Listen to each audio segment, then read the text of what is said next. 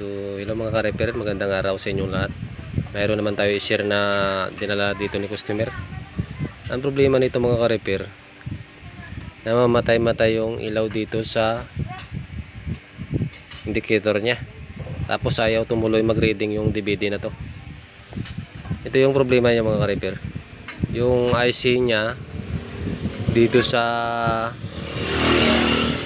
audio section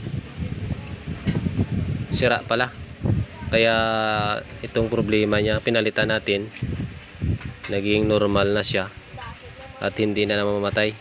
Baka may na-encounter kayo nito sa mga baguhan dyan, try nyo na hipuin to. Kung masyado mainit, ibig sabihin na sira yan yung audio IC nya. Ito yun mga ka-repair, yung audio IC nya. Marami naman dito ipapalit sa mga scrap mayroon naman mga IC.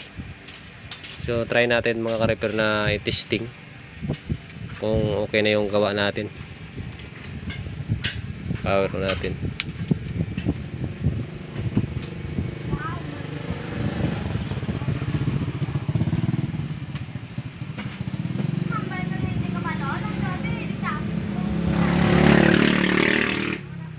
Kaya yan, nag-reading na.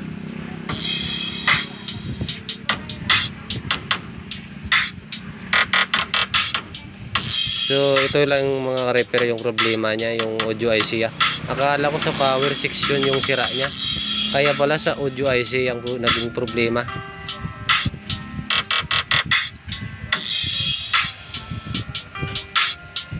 So yun lang mga ka-repair, maraming salamat sa panonood nyo. Okay na yung gawa natin.